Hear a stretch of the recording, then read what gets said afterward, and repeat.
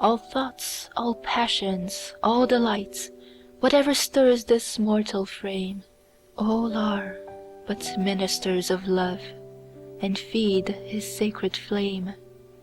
Oft in my waking dreams do I live o'er again that happy hour, when midway on the mount I lay, beside the ruined tower.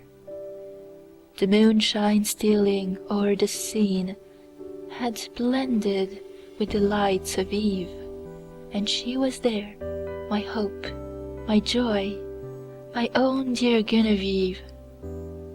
She leaned against the armed man, the statue of the armed knight. She stood and listened to my lay, amid the lingering light. Few sorrows had she of her own, my hope, my joy, my Guinevere. She loves me best whene'er I sing the songs that make her grieve.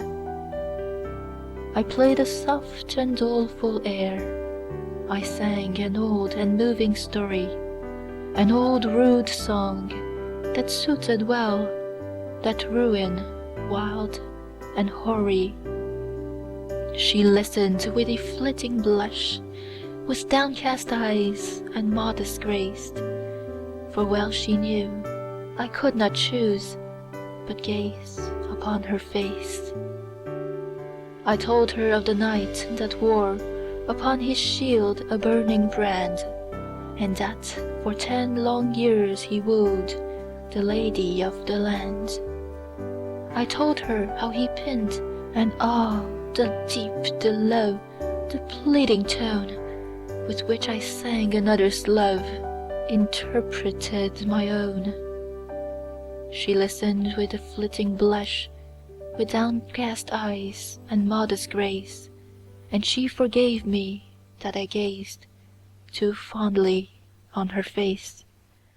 But when I told the cruel scorn that crazed that bold and lovely knight, and that he crossed the mountain woods, nor rested day nor night, that sometimes from the savage den, and sometimes from the darksome shade, and sometimes starting up at once in green and sunny glade, there came and looked him in the face an angel beautiful and bright, and that he knew it was a fiend, this miserable knight, and that, unknowing what he did, he leaped amid a murderous band, and saved from outrage worse than death the lady of the land.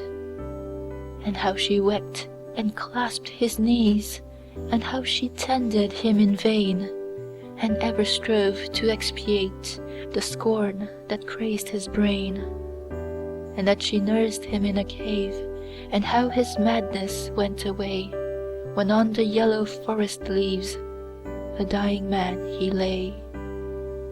His dying words, but when I reached that tenderest strain of all the ditty, my faltering voice and pausing harp disturbed her soul with pity. All impulses of soul and sense had thrilled my guileless Guinevere, the music and the doleful tale, the rich and balmy eve, and hopes and fears that kindled hope, an undistinguishable throng, and gentle wishes long subdued and cherished long. She wept with pity and delight, she blushed with love and virgin shame, and like the murmur of a dream, I heard her breathe my name. Her bosom heaved, she stepped aside, as conscious of my look she stepped. Then suddenly, with timorous eye, she fled to me and wept. She half enclosed me with her arms, she pressed me with a meek embrace, and bending back her head looked up, and gazed upon my face.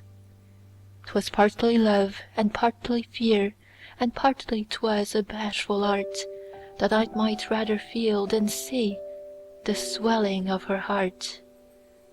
I calmed her fears, and she was calm, and told her love with virgin pride, and so I won my Genevieve, my bright and beauteous bride.